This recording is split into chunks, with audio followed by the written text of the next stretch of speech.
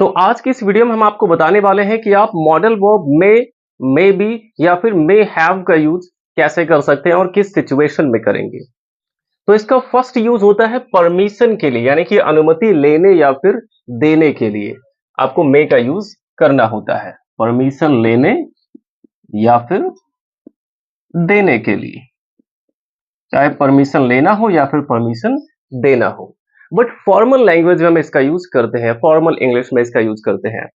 कोई भी लैंग्वेज हो दो टाइप की होती है, फॉर्मल और इनफॉर्मल।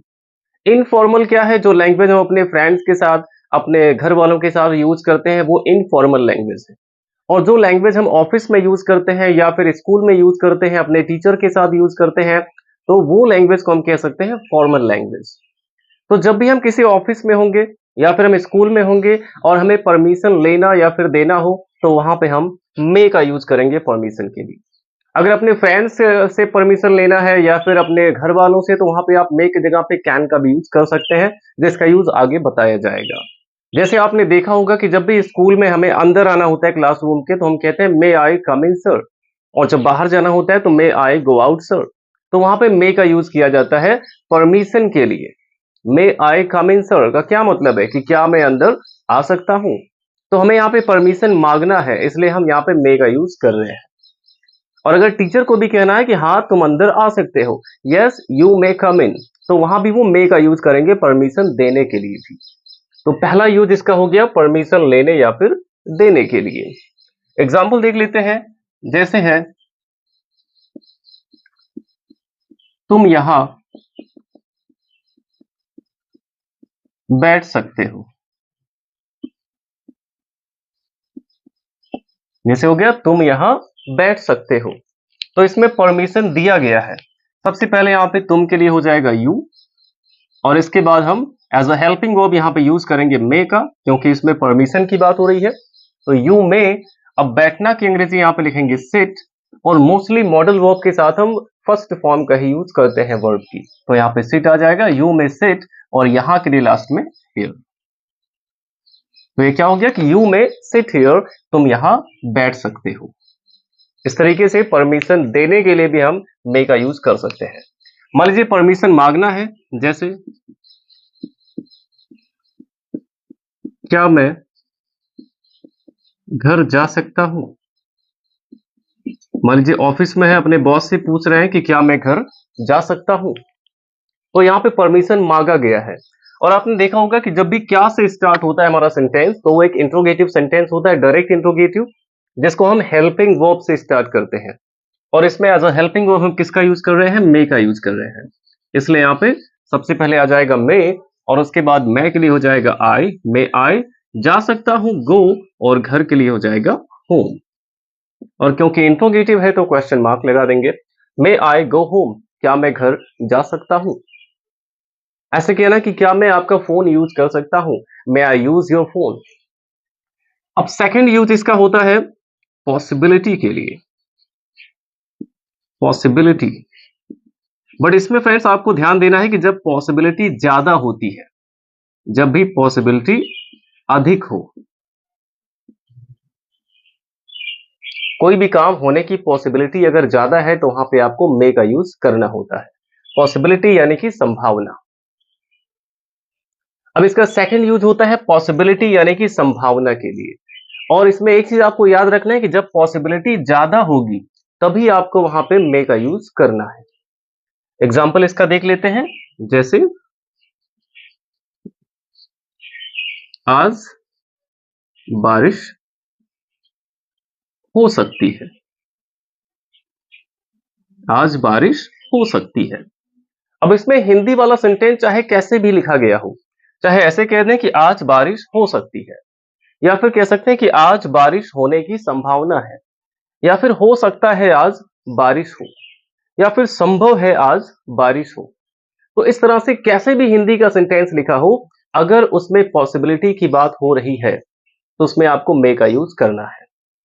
तो जैसे आज बारिश हो सकती है, अब इसमें भी सबसे पहले सब्जेक्ट आना चाहिए, क्योंकि ये असर्टिव सेंटेंस है। और सब्जेक्ट जहां पे बारिश होने की बात होती है, वहां पे सब्जेक्ट के रूप में इट का यूज किया जाता है। इसलिए यहां पे हम एज ए सब्जेक्ट इट का यूज कर देंगे।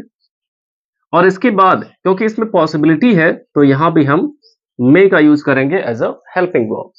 ये हो गया इट मे। और इसके बाद वर्ब की फर्स्ट फॉर्म आनी चाहिए, वर्ब इसमें बारिश होना, तो यहाँ पे हो जाएगा रेन, इट मे रेन। और आज के लिए लास्ट में लिख सकते हैं टुडे। तो अगर आपको कहना हो कि आज बारिश हो सकती है तो आप कह सकते हैं कि it may rain today. But ध्यान ये रखना है कि जब पॉसिबिलिटी ज्यादा रहेगी तभी आपको वहां पे मे का यूज करना है। तो ये हो गया इसका सेकंड यूज। अब इसका जो थर्ड यूज होता है, आपने देखा होगा कि ऑप्टेटिव सेंटेंस में भी मे का यूज किया जाता है।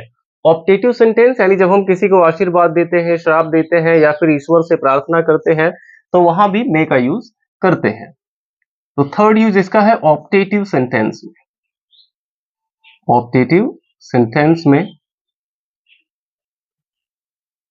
किसके लिए होता है? आशीर्वाद, श्राप या फिर प्रार्थना के लिए। आशीर्वाद, श्राप या फिर प्रार्थना के लिए मे का यूज हम करते हैं, वो भी एकदम स्टार्टिंग में करते हैं। भले सेंटेंस हमारा असर्टिव ही रहता है लेकिन फिर भी इसमें हम मे का यूज सबसे पहले ही करते हैं। तो चलिए फ्रेंड्स इसका एग्जांपल हम देख लेते हैं। जैसे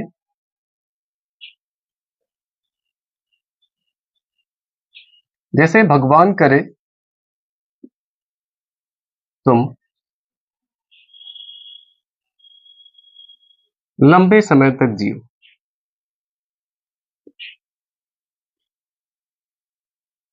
जैसे हो गया कि भगवान करे तुम लंबे समय तक जियो।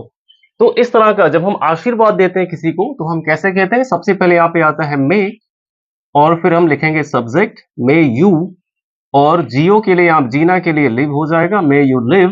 और लंबे समय तक के लिए केवल आप लिख सकते हैं लॉन्ग। ये हो गया मे यू लिव लॉन्ग, भगवान करे तुम लंबे समय तक जियो। तो जब भी हमें आशीर्वाद देना होता है, श्राप देना होता है या फिर प्रार्थना भी करना होता है ईश्वर से, तो वहां पे आप मे का यूज करते हैं ऑप्टेटिव सेंटेंस में। और देख लेते हैं, जैसे भगवान तुम्हारी सहायता करे। अब इस सेंटेंस पे देखिए, इसमें ईश्वर से प्रार्थना किया गया है, गॉड से प्रे किया गया है कि भगवान तुम्हारी सहायता करे।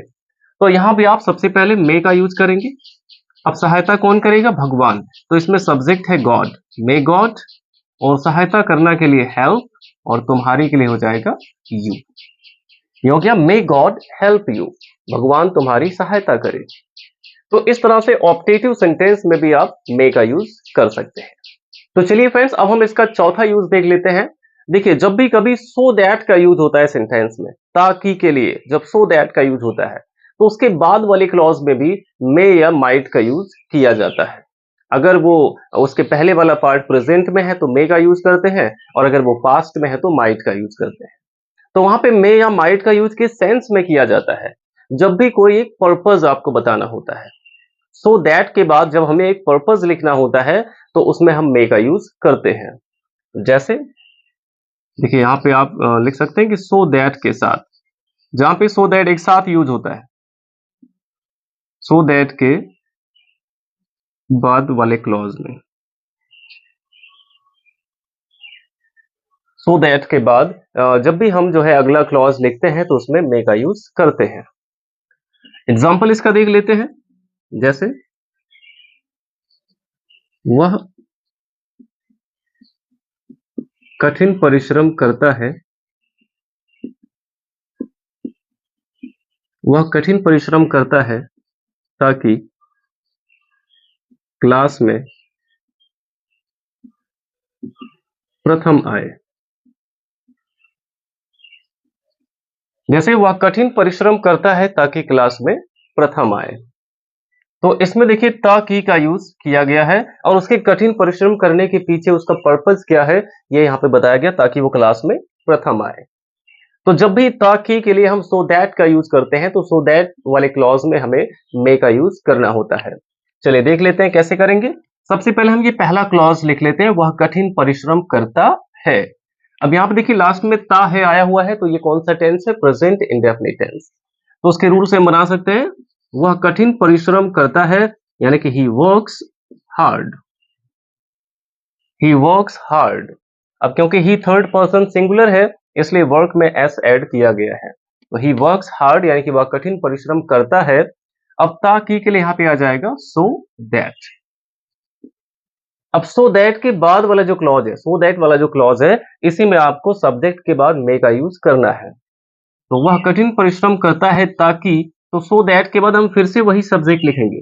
यहाँ पे वैसे सब्जेक्ट हिंदी में दोबारा नहीं लिखा गया है, बट इसमें आपको सो दैट के बाद दोबारा वही सब्जेक्ट लिखना होता है। तो यहाँ पे सब्जेक्ट ही है, तो ही को यहाँ पे लिख देंगे और इसके बाद मे का यूज करेंगे।